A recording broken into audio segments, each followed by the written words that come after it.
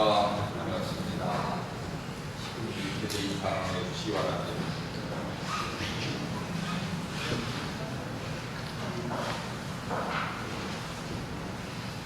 오늘 여러분들 처음 보시는 시국이 한분 나오셨습니다. 치과 이 선생님의 모친이 오늘 나와주셨습니다. 잠깐 일어나서 인사 좀 해주시죠. 네. 환영합니다.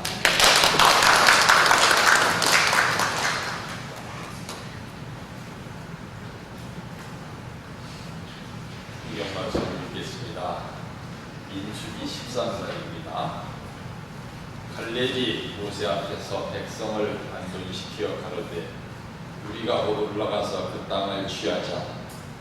능히 이기리라 하나 그와 함께 올라갔던 사람들은 가로되 우리는 능히 올라가서 그 백성을 치지 못하리라.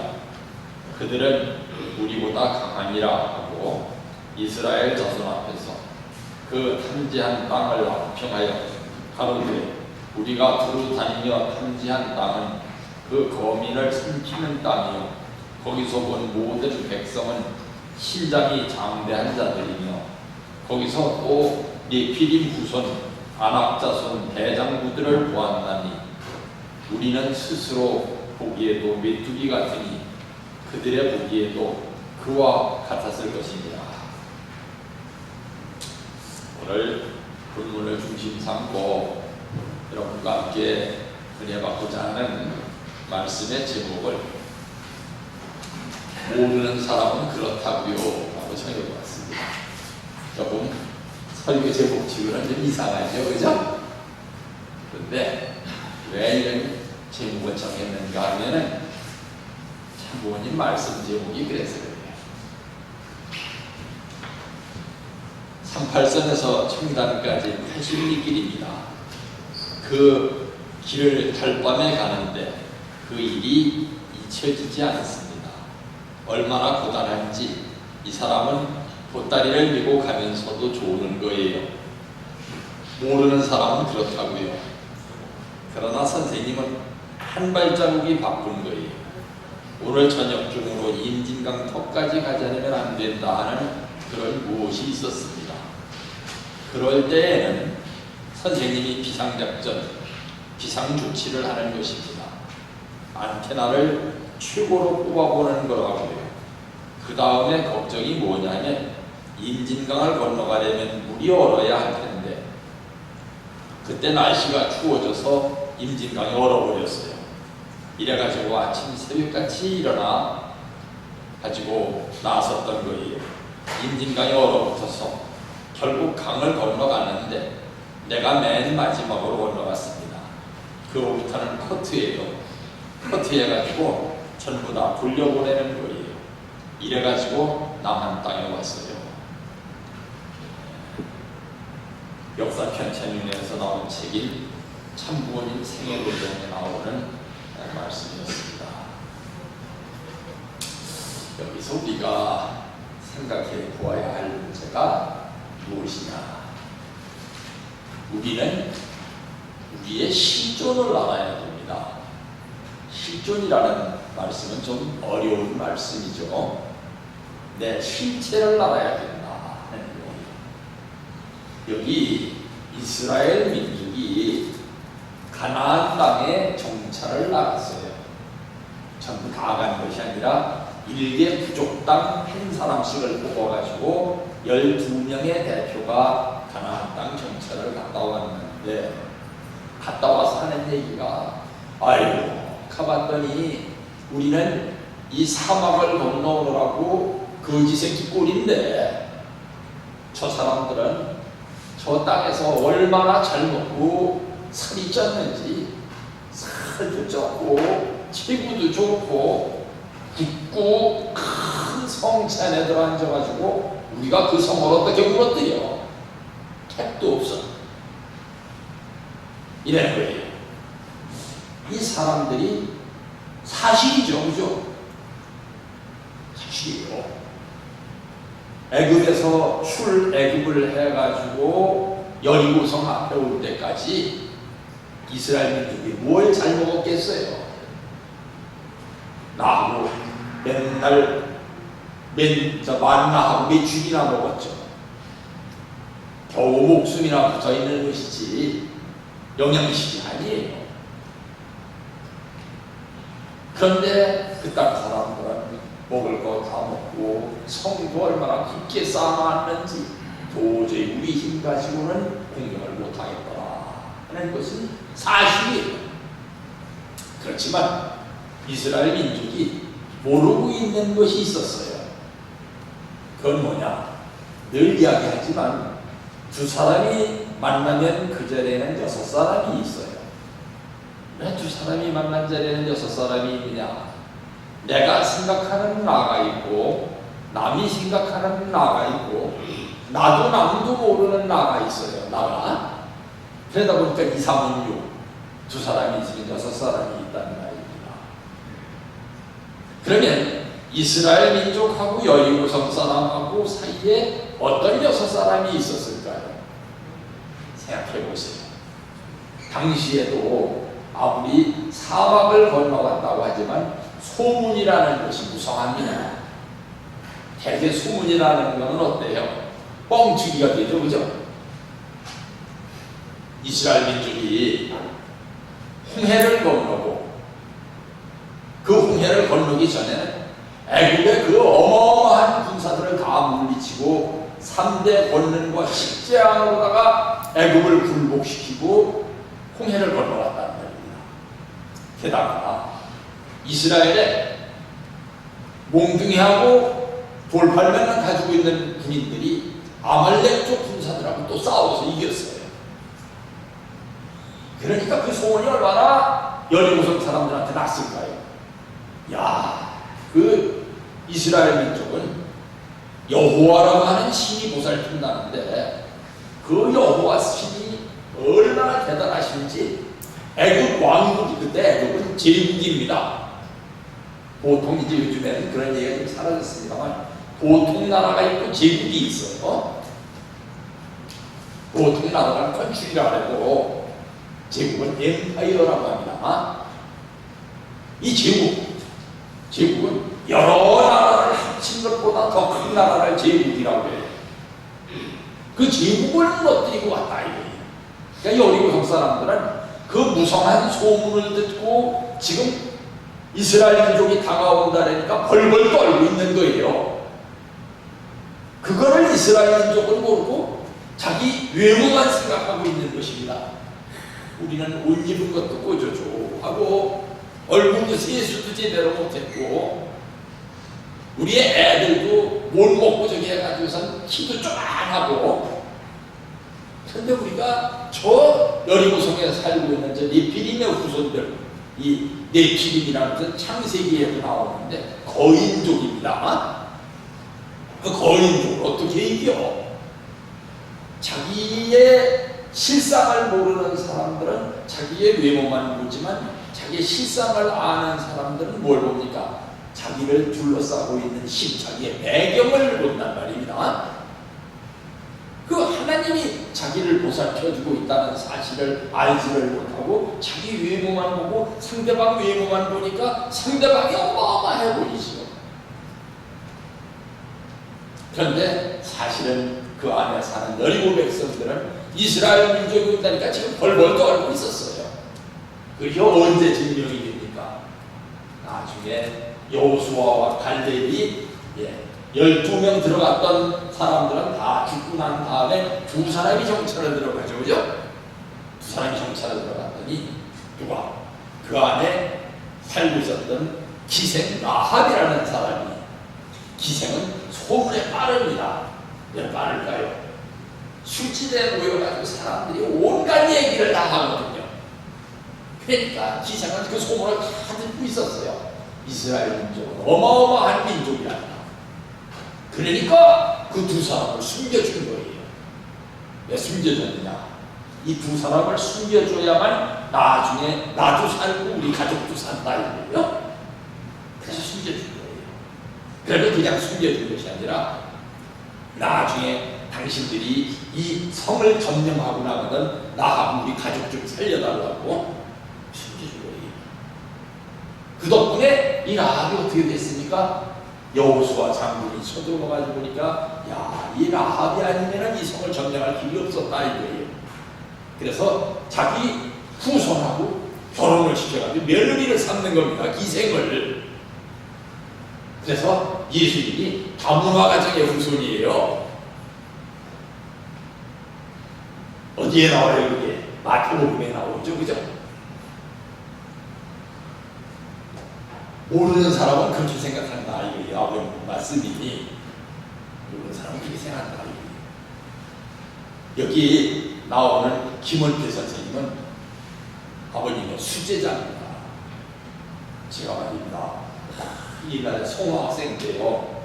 가서 보면은 정말 롤 모델이라 해서 요즘엔 그죠?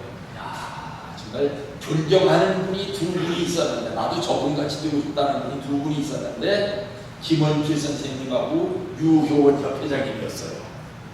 나도 저분같이 되고 싶다. 근데 이 김원필 선생님은 뭘 그렇게 존경스러웠는가 하면 아버님 앞에 앉아있을 때 무릎을 펴고 앉은 것을 한 번도 본 적이 없습니다. 심지어는 야외 예배에 나가가지고서도 그 풀밭에서도 무릎을 꿇고 앉아있어요. 그리고 두 번째 이 김원필 선생님이 존경스러웠던 것은 원리연구회 학생들, 그때는 원리연구회 말이 원리연구회지 전체 교원 중에 우리 식구는 2사람도 안 돼요.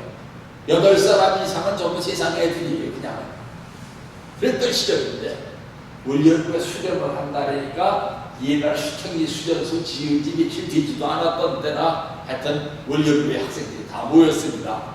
술 먹는 사람도 있고 담배 피우는 사람도 있고 막 요즘 말로 개판이에요.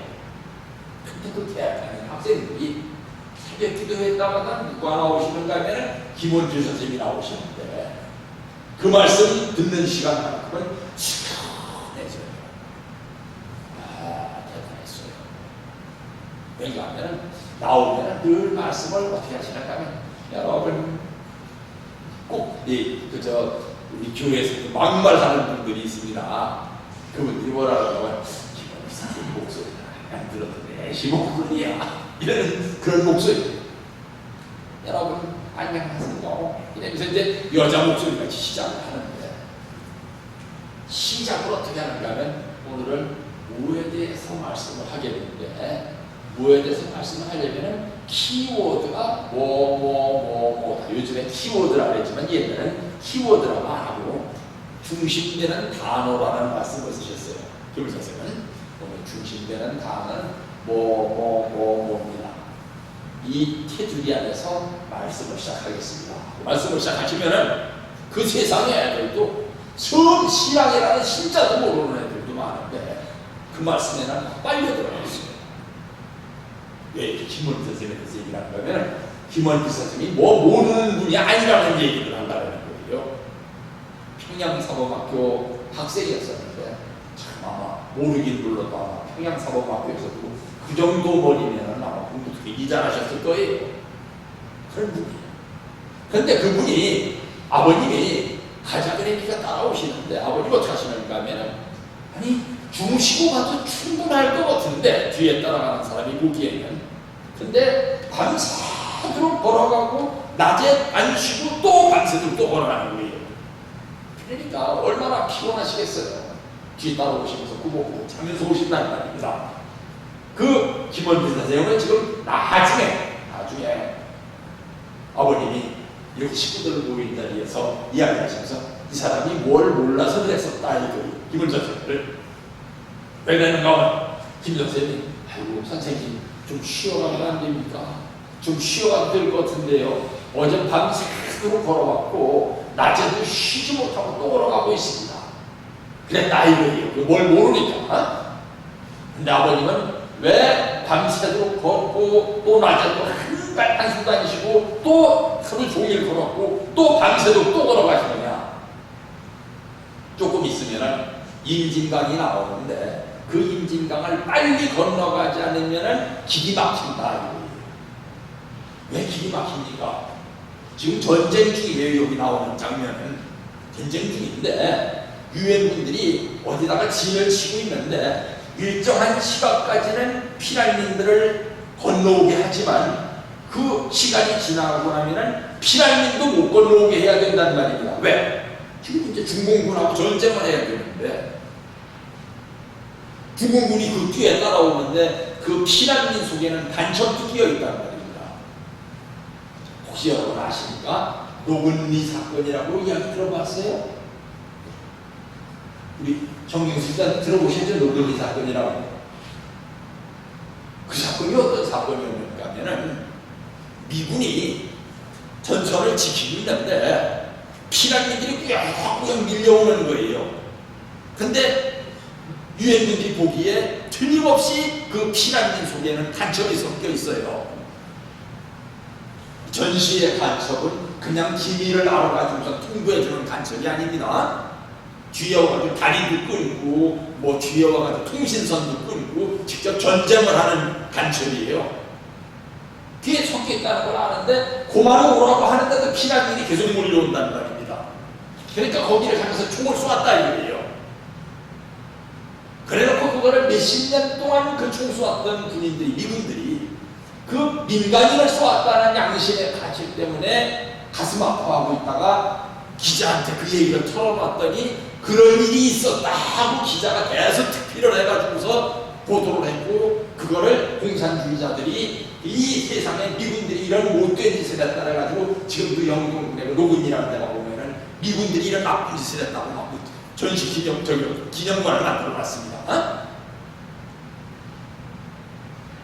그런데 지금 미군들이 임진강을 지키고 있는데 아버님 생각에는 분명히 며칠 몇 시가 넘어가면은 미군들이 그걸 차단할 것이다 이거예요.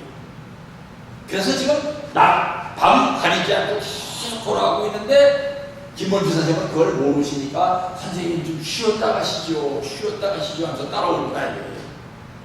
그랬더니 아는 게 아니라 가봤더니 아버님이 마지막으로 건너간 사람이 되었다 이거예요. 그 다음부터는 딱 끊고 피난민 못 건너오게 하는 사람의 말하자면 카트를 했기 때문에 못 건너온 사람들은 중국군한테 잡혀서 죽든지 무슨 곤란을 치르든지 당했다 이거예요. 왜 이 말씀을 오늘 하는지 아시겠죠? 그죠? 지난 일요일 우리 제5지구 식구들은 다 화면을 통해서 뭘 보셨습니까? 부산 교구에 어머님이 오셔서 행사하시는 걸 봤죠, 그죠? 같이 가셨던 식구분도 계시지만 안 갔던 식구분도 계시는데 그 첫날 우리 진주교회 식구들은 또 범내골 가서 정성을 드리고 왔어요. 정성 끝나자마자 또 저 같은 경우에는 새벽에 운전해가지고서 부산 가서 어머님 집회에 참석했다가 돌아왔단 말입니다. 그렇게 일요일 지나고 나니까 말입니다. 월요일인데 정말 제가 여관에서 그렇게 피곤한 적이 없는데 아침에 일어나니까 말입니다. 앉아있는데 밥 먹으면서도 계속 졸았어요. 그런데 9시 됐다고 또 교구에서는 뭘 시켰는가 하면은 청평에 있는 길영환 교수님을 모셔다가 43가정 실세화에 대한 온라인 교육을 하니까 목사들 다 들어와서 그걸 들으라는 거예요. 그래가지고서 온라인과 강의 들어가면서 제가 생각했어요. 오늘 아마 참석한 목사님들도 나만큼이나 피곤하겠지. 아니 게 아니라 제가 졸다가 빼가지고 보면은 다 자고 있어요. 강의 듣는 사람이 하나도 없어요. 오직 가면은 김영환 교수님이 뭘 하시는가 하면 아이고 여러분들 계속 오늘 강의를 하다 보니까 왜 어머님께서 오지구를 사랑하시는지 알 것 같다 이거예요. 이렇게 목사님들이 피곤해가지고서 온라인 강의한다는데 다 잘 정도로 피곤하니까 어머님이 오지구를 사랑하시는 것이다 이런 얘기를 하시더라고요. 저도 잠결에 들었어요. 이렇게 지금 바쁜 때입니다. 그죠? 다음 주에는 또 아까 우리 윤여래 집사님이 광고를 하셨지만 다음 주 일요일에는 또 온라인 그룹과 해요. 우리 교구에서 전에 했었던 같은 평화 예배를 본다는 겁니다. 바쁘게 진행되는 속에서 그 다른 지구에서 목회하시는 목사님들 만나면 우리 오지구 목사님들 우선 뭐라는가 하면 뭐하러 그렇게 열심히 해? 꼭 그렇게 해야 되나? 됩니다. 우리 오지구 목사님들도 그래요. 이렇게 몰아쳐야 되나? 그런데 어머님이 그렇게 하시는 데는 까닭이 있다 이거예요. 오늘 여기서 여러분들도 다 아시겠지만 왜 이 말씀을 읽어드리는가 하면 모르면은 왜 그렇게 하는지를 알 수가 없다 이거예요.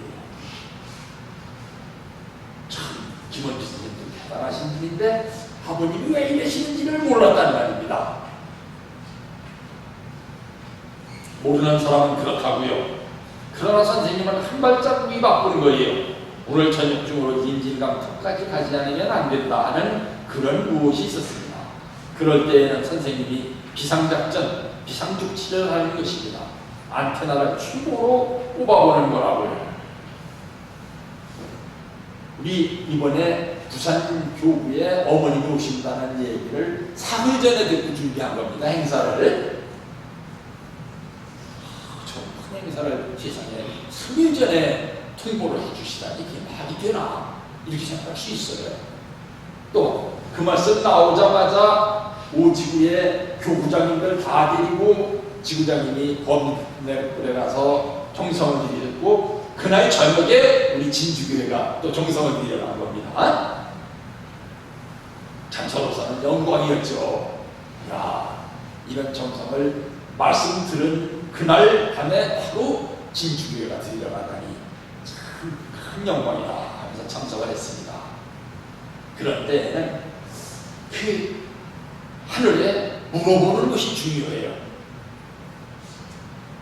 하나님, 왜 이렇게 몰아치시는 겁니까? 한번 여쭤보는 게 중요해요. 그죠? 그런데 그런 방법이 여러분이 혹시 물어보면 하나님이 바로 가르쳐 주십니까? 잘 가르쳐 주시겠죠? 잘 모르겠죠? 그죠? 영원한 사람에게는 하나님이 잘 가르쳐 주십니다. 그런데 우리에게 뭐가 중요한가 하면 하늘의 음성을 들을 수 있는 정신 자세가 중요합니다. 그죠? 똑같은 시간에 똑같은 말씀을 선생이 제자들에게 해주더라도 그 제자들 중에서 그 말을 알아듣는 제자가 있고 알아듣지 못하는 제자가 있습니다. 그죠? 저도 선생을 좀 오래 해봐서 아는데 같은 자리에서 많은 학생들을 놓고 선생이 강의를 하다가 알아듣지 못하는 사람들을 보면 그렇게 답답한데 어느 날 가르쳐주지도 않았는데 깨닫는 학생이 있으면 굉장히 기분이 좋습니다. 제가 말씀을 드렸지만 가이사라 빌립보라고 하는 곳에서 예수님이 12 제자를 모아놓고서 쭉 말씀을 하신 다음에 물으셨어요. 세상 사람들이 나를 뭐라고 하니? 했더니 어떤 제자는 선생님이지요 뭐. 어떤 제자는 선지자라고 하대요. 너는? 글쎄 저는 잘 모르겠어요.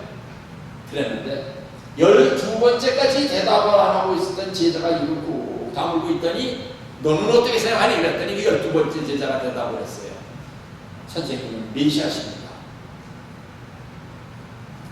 예수님이 얼마나 기분이 좋으셨겠어요.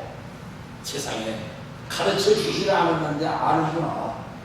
난 너희들 전부 어부 출신에 세리 출신에 깡패 출신에 전부 무식한 놈들만 모아놔가지고 가르쳐도 나보다 졸기만 하고 못 알아듣는 놈들만 모아놓는 줄 알았더니 얘기도 안 했는데 알아듣는 제자가 있었구나. 너 이름이 뭐냐? 시몬입니다. 오늘부터 네 이름을 베드로라고 하고 너의 반석이다 교회를 지을 것이다. 얼마나 기분이 좋으셨겠어요 예수님이. 이때 아버님도 그러셨겠죠. 만약 아버님이 좀 쉬었다 갈까? 그러시는데도 김원주 선생님께서 아닙니다 아버님 지금 뭔가 예상을 하시고서 이렇게 밤새워 걸어오신 거죠. 저 괜찮습니다. 계속 가십시다. 이랬으면은 얼마나 기쁘셨겠어요. 그죠? 그거를 모르셨으니까 그 현명한 수제자지만 참 답답하셨었다 하는 말씀을 여기 하고 있는 것입니다. 그때 날씨가 추워져서 임진강이 얼어버렸어요. 이래가지고 아침 새벽같이 일어나가지고 나섰던 거예요.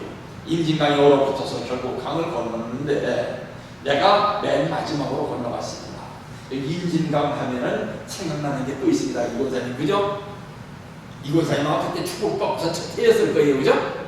예. 전도대원으로 나가실 때 아버님께서 37가정 이상을 그때 참 김치가 그때 축복받은 새색시들입니다.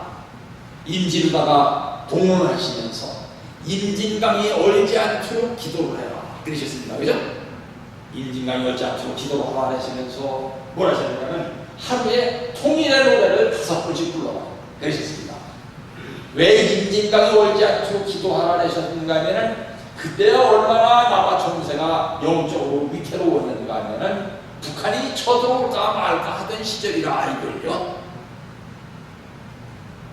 그때 만약 임진강이 얼었으면 북한군이 임진강 얼음을 타고서 넘어왔다 이거예요. 참 이 정세를 본다 그러면 중요합니다. 여러분께 이제 뭐 아시는 분은 아시지만 제가 오랫동안 세계로에 있으면서 북한 전문가로 있었습니다.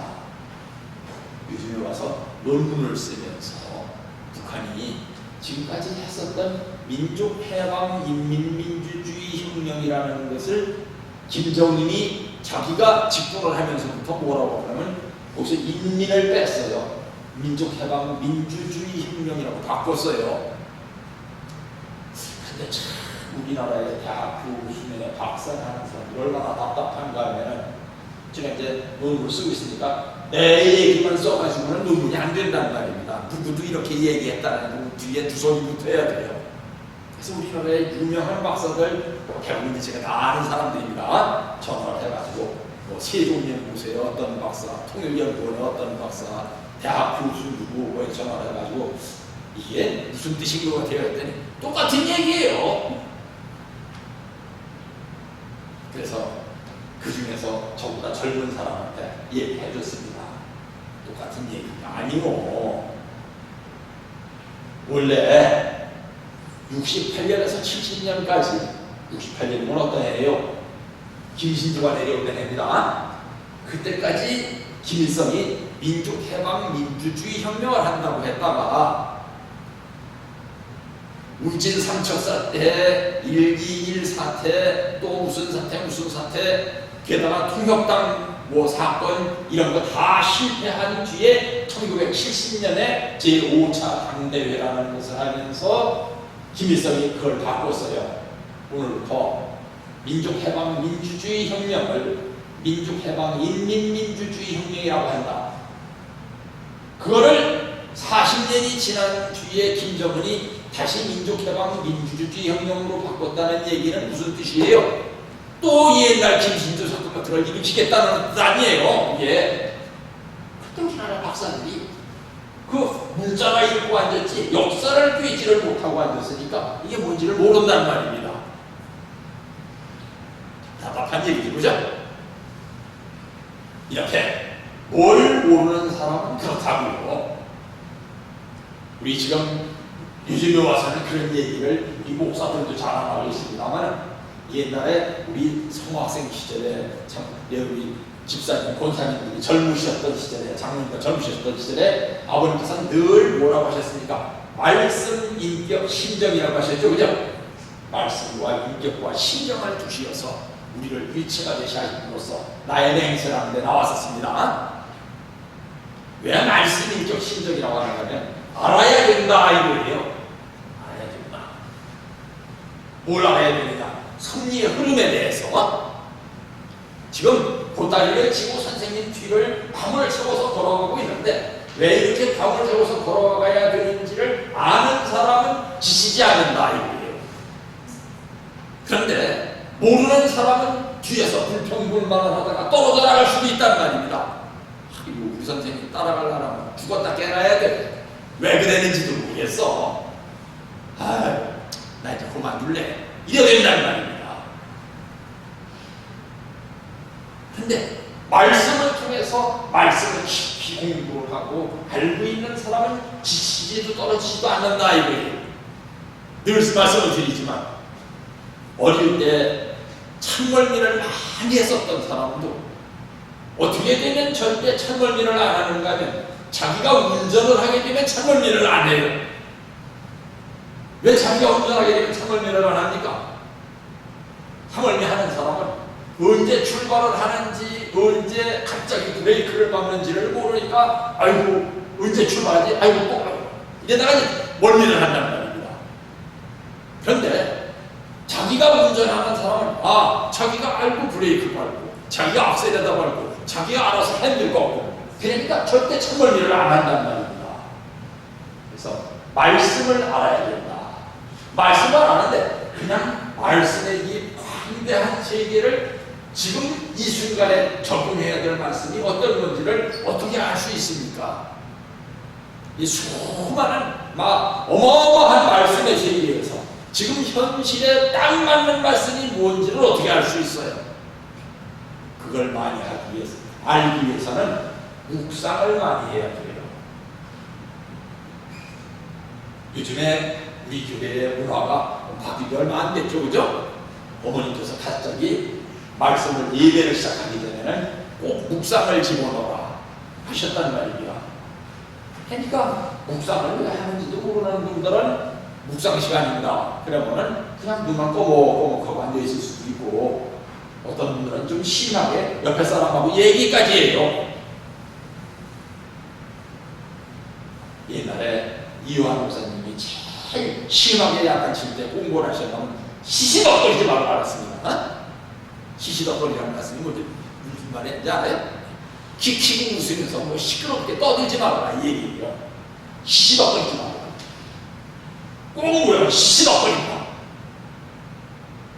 딴 때 시시덕거리는 것도 싫은데 목사가 보기에 묵상 시간에 시시덕거리는 사람은 좀 안 예뻐요.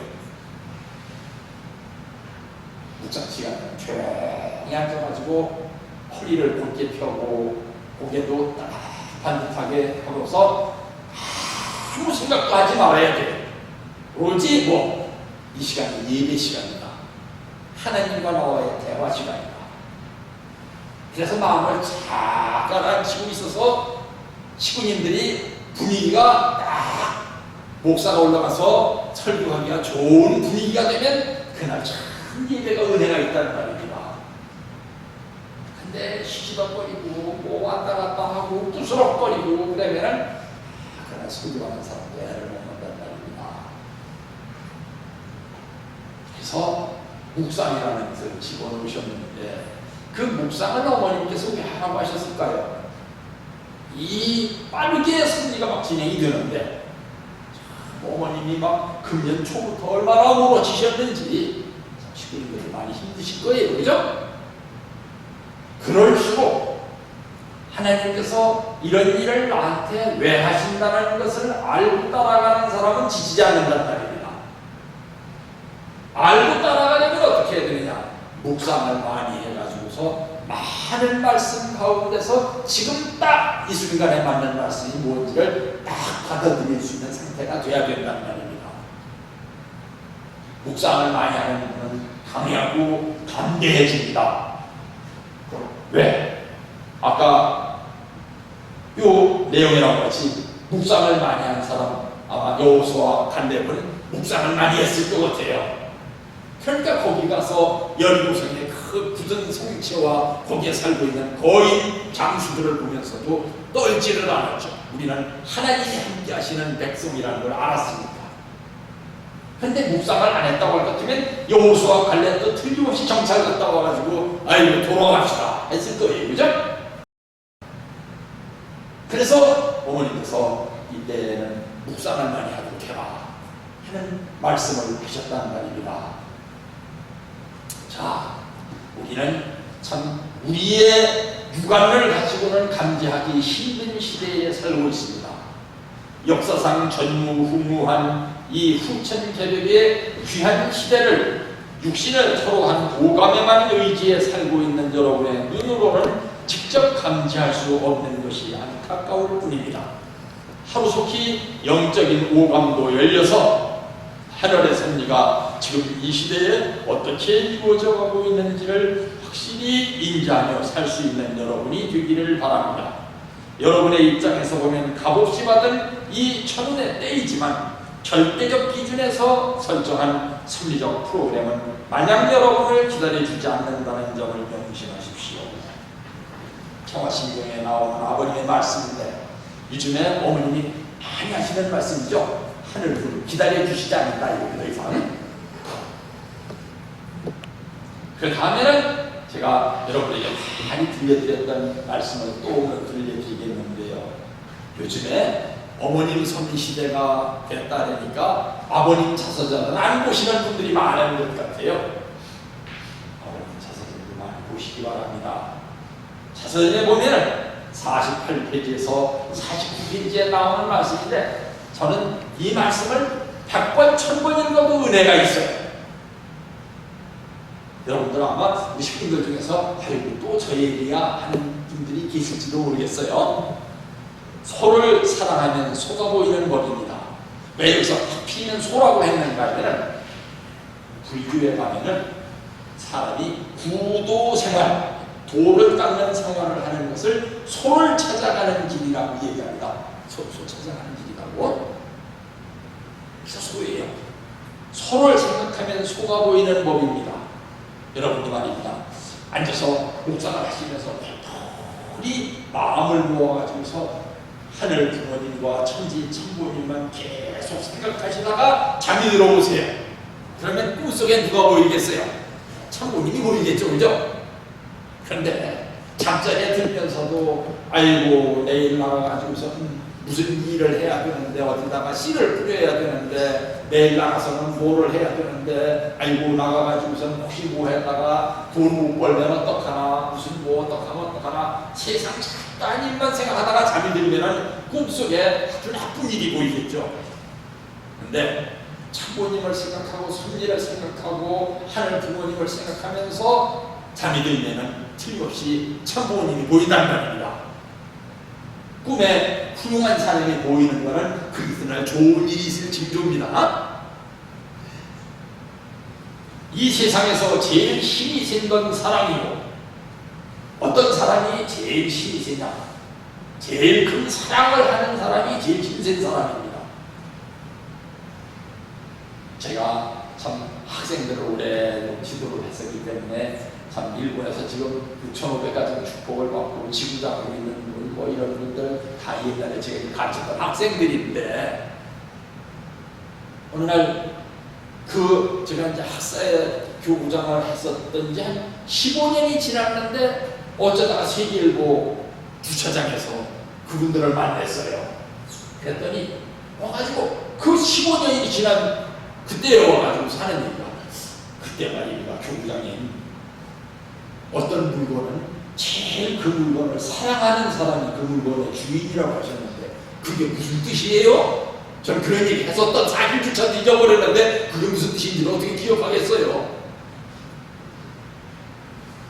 우리 그 말은 기억을 합니다. 근데 어떤 환경에서 그 얘기를 했는지가 생각이 안 난단 말입니다. 그래서 왜 그 얘기를 물어보냐 했더니 일본에서 목회하면서 털핏하면 그게 무슨 뜻이었었는가 의문이 들었다 이거예요. 여기 아버님도 그 얘기를 하십니다. 세상에서 제일 힘이 센 건 사랑이고 그 다음에 무서운 건 뭐냐? 정신통일입니다. 정신통일이 잘 되면 얼마나 좋겠어요. 근데 정신통일이 잘 안 되죠, 그죠?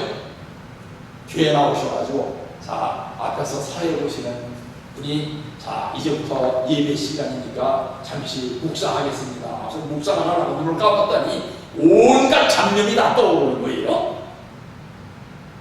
그 잡념을 이겨내고 잡념에 가려서 안 보이는 진짜를 발견을 해야 정신이 통일이 되는 건데 정신 통일이 안 됩니다.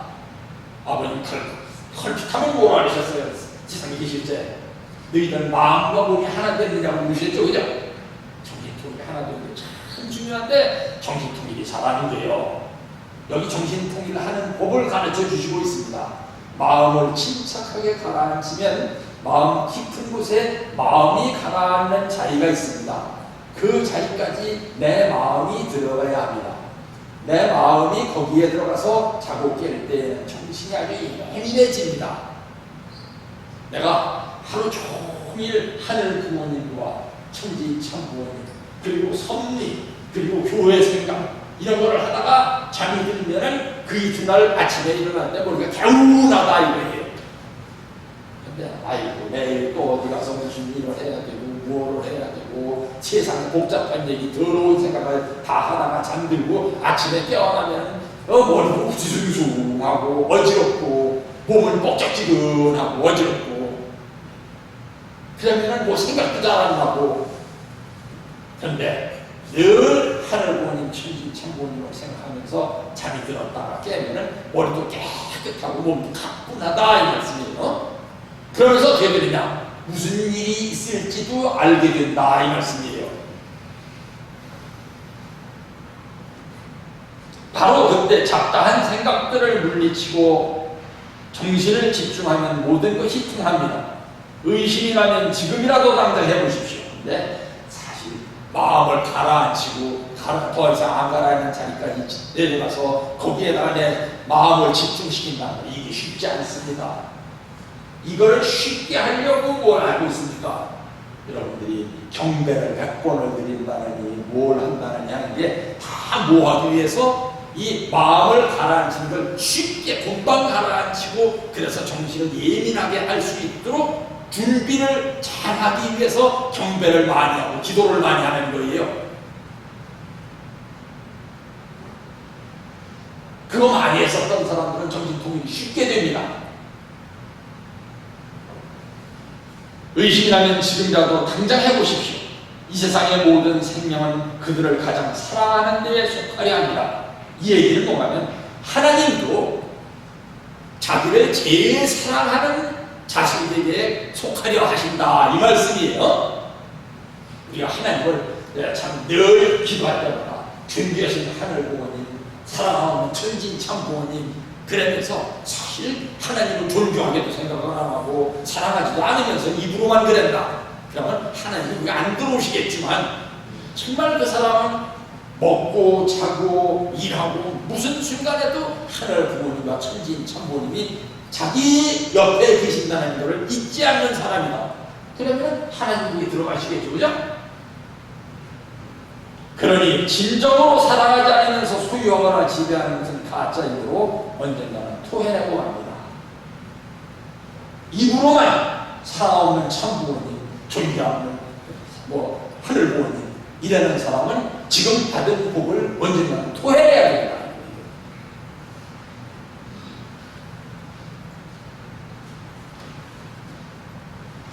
아버님께서 오늘 새벽 훈독회에 참석하셨던 분들은 이 대목을 읽으셨을 거예요. 그죠? 어머님께서도 같은 말씀을 하셨습니다. 아버님께서도 평화를 사랑하는 지기님께서도 똑같이 말씀하셨어요. 바다는 참 잘도 변합니다.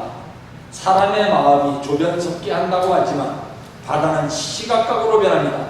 그래서 바다는 더 신비롭고 더 아름답습니다. 바다는 천하를 품고 삽니다. 한 곳에 모여 구름이 되기도 하고 비가 모여 다시 내리기도 합니다. 나는 자연이 속임수가 없어서 참 좋습니다. 높으면 낮아지고 낮으면 높아집니다. 어떤 경우라도 평평하게 그 높이를 맞춥니다. 낚싯대를 들이고 앉아있으면 한가롭기가 이루 말할 수 없습니다. 바다 위에서 무엇이 우리를 방해할 수 있을까요? 누가 우리를 다그칠 수 있을까요? 당연히 여유 시간이 많습니다. 그저 바다를 보며 바다와 이야기를 나누면 됩니다. 바다 위에 있는 시간이 길어질수록 영적인 세계가 넓어집니다. 그러나 바다는 금세 평온하던 얼굴을 바꾸어 거센 파도를 몰아칩니다. 사람 키의 몇 배나 되는 파도가 집어삼킬 듯이 배전으로 솟구칩니다. 사나운 바람이 돛을 짚고 무서운 소리로 울어댑니다. 그런데 말입니다. 그렇게 파도가 거세고 바람이 사납게 부는 중에도 물고기들은 물속에서 잠을 잘도 잡니다. 파도에 몸을 맡기고 잡니다. 그래서 나도 물고기들한테 배웠습니다. 저야 말입니다. 제가 이제 학사교구장 시절인데 그때 학사교구장도 일반 교구장하고 똑같이 아버님이 한남동 공관에 불러모으시고 교구장 위임을 하셨어요. 그랬는데 어떤 선배 교구장님께서 일어서더니 아버님 저 잠깐 드릴 말씀이 있습니다. 그래 해봐. 일어서시더니 무슨 얘기 하냐면 아버님 어떤 그 선배 교구장님 한 분을 돌아가신 분을 이름을 대면서 아버지 교구장은 참 아깝게 죽었습니다. 근데 그분이 어떻게 돌아가셨냐면요, 아버님을 따라서 코디악에 갔다가 코디악에서 아버님이 그 교구장님을 사랑하셔서 그 교구장님을 태우고서 바다에 나가셨어요. 근데 바다에 나갔더니 그날따라 파도가 심해가지고 아마 그 교구장님이 시샘말로 똥물까지 겨우셨는가 봐요. 근데 돌아오신 뒤로 그분이 그것 때문에 병을 얻어가지고서 시름시름 하다가 돌아가셨어요. 근데 안 그래도 그분이 돌아가셨다니까 아버님이 마음이 아프신지 다른 교구장님한테 보고를 받으시면서도 아버님 이렇게 마음이 아프시고 어떤 때 눈물이 날라 하시면은 우리 저 교구장들을 바라보시지 않고 이 한남동 공관에서 이 창밖을 이렇게 바라보십니다. 그때는 아버님이 마음이 아프시다는 뜻이에요. 근데 그 아버님한테 그 교구장이 일어나가지고서 뭘 하시냐면 아버님 아무것이 교구장이 참 죽어서는 안 되는데 아깝게 죽었습니다. 지금 무슨 얘기를 하는가 하면 그 교구장님이 우리 저 교구장들 좀 나이 많은 교구장도 있으니까 바다에 나가실 때 배 태우고 나가지 말아주세요 하는 얘기 하는 거예요. 근데 아버님이 그 말씀 들으시면 얼마나 가슴이 아프시겠어요. 사랑하시는 제자이기 때문에 인생 수양하는 법을 가르치려고 배에 태워서 나가신 건데 거기에 갔다 와가지고 그 제자가 몸이 약해가지고 죽었다는 말입니다. 그냥 안 그래도 마음이 아파서 참 창밖을 바라보시면서 눈물을 감추고 계시는 중인데 그 형님이 일어나가지고서 그 얘기 하시니까 더 많이 아프셨겠죠. 아무 말씀 안 하시더니 결국 말씀이 그 대답에 그 하나였습니다. 제발 죽지 말라고.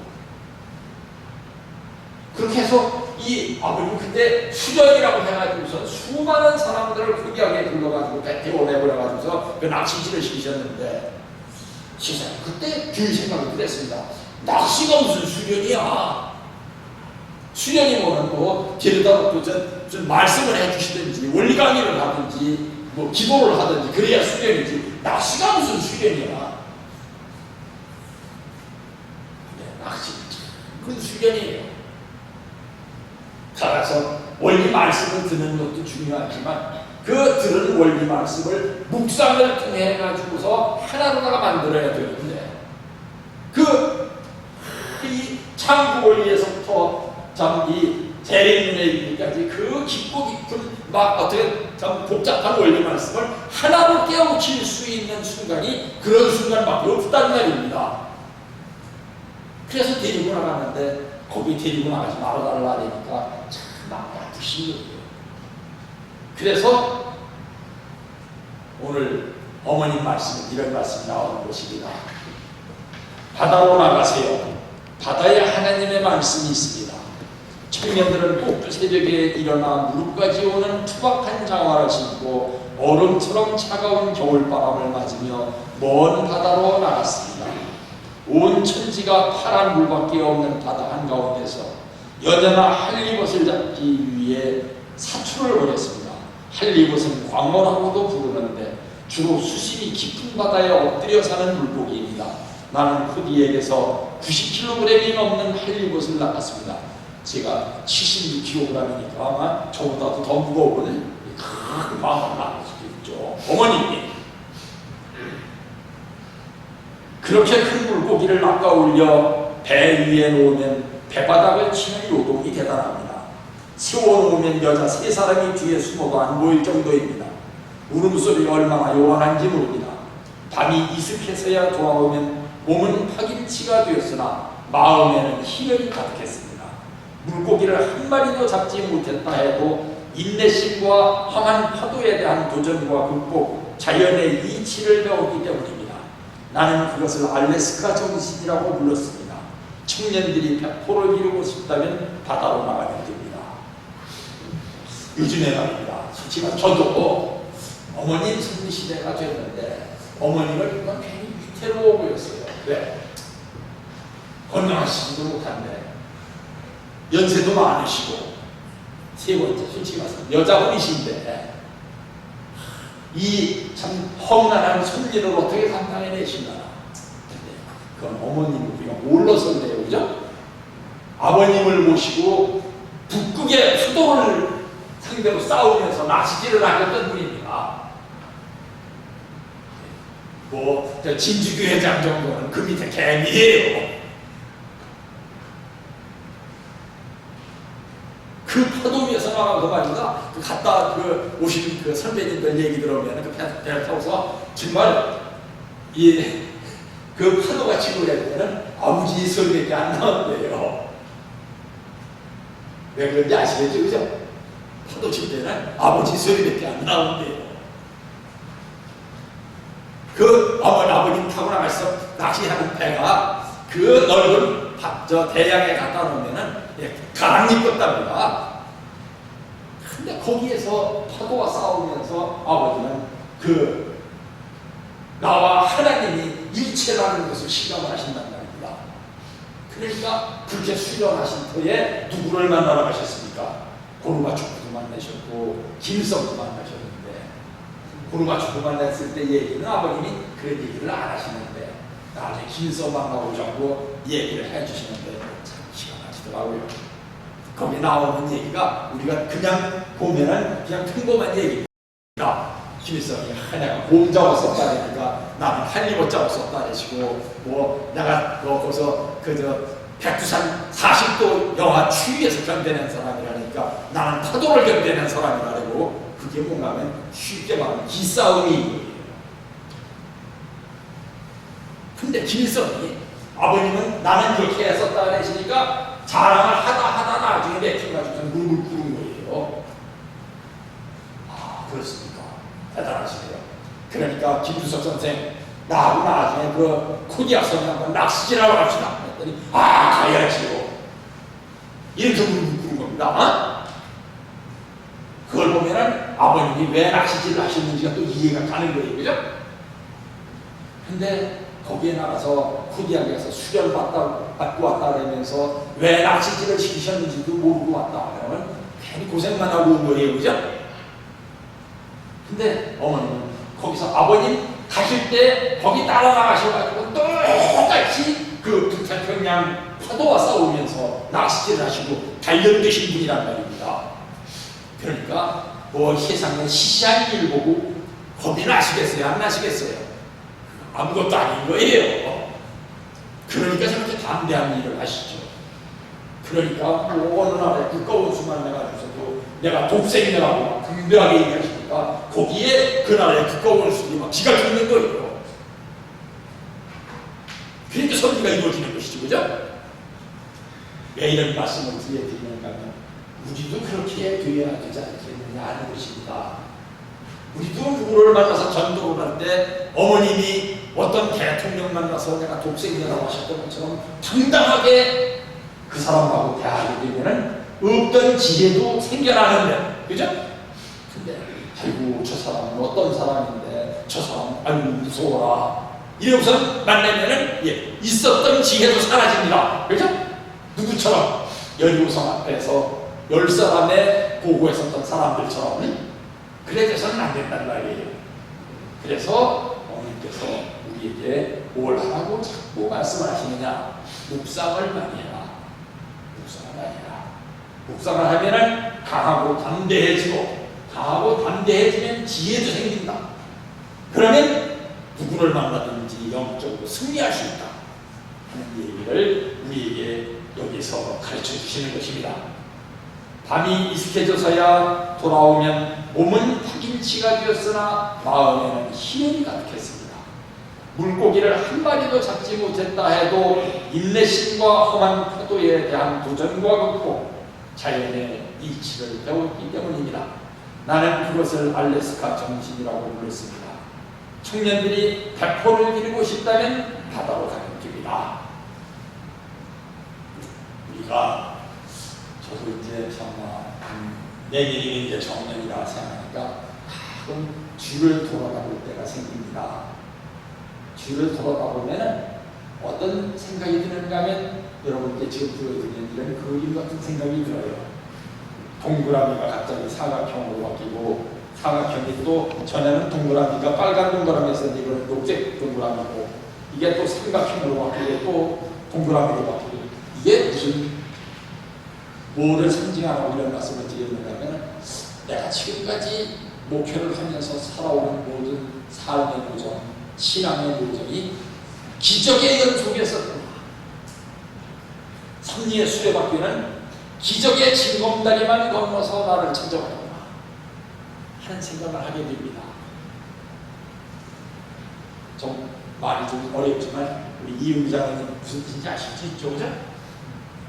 섭리의 수레바퀴가 기적의 징검다리만 지나서 나를 찾아왔습니다. 극적인 순간들만 만들어지면서 지금까지 살아왔단 말입니다.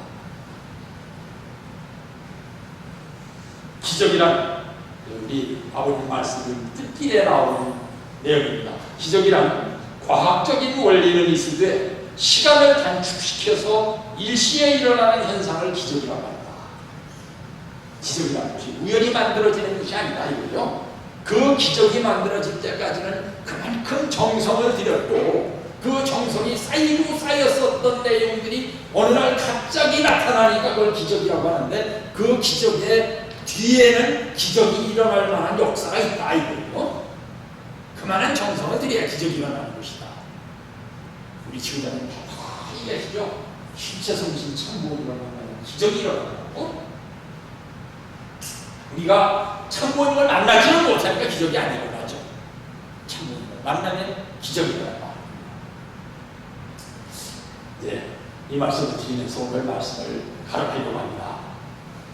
미국 캘리포니아에 위치한 셔터 알타 비트 서밋 메디컬 센터라고 하는 병원이 있습니다. 지금도 이분이 살아있는가 모르겠어요. 이 3년 전에 저기를 갖다가 제가 인터넷에 검색한 내용인데, 그 병원에 실험실에서 근무하는 할머니가 한 분 계신데, 그때 나이 91세. 91세면은 우리 황필주 권사님보다 연세가 많죠, 그죠? 91세인데 병원에서 일하는 거예요. 뭐로? 병리사로. 그런데 얼마나 건강하냐? 70년간 한 번도 결석이 없었는데, 딱 나흘이 있었는데 70년 동안 근무를 하면서 병원에 아파서 몸 결근하는 거는 나흘밖에 안 된다 이거예요. 심지어는 얼마나 극성을 떨었는가 하면 15년 전에 냉장 수술을 받고서도 다음날 어김없이 출근을 했다 이거예요. 그래서 의사가 막 벌벌 떨면서 저 병원에 있는 사람들, 자기 병원에서 근무하는 사람들에 대해서는 막 읍질합니다. 아이고, 어제 냉장 수술을 받고서 오늘 출근이라니 말이 되냐고 그러 들어가시라고 막 난리를 쳐가지고 할 수 없이 막 아쉬워가지고 괜찮은데 그러면서 퇴근한 적이 있다 이게야.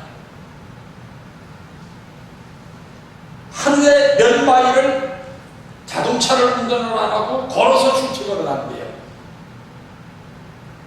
그리고 절대 뭐를 안 먹느냐, 요즘으로 말하면 인스턴트 식품을 안 먹는다 이거예요.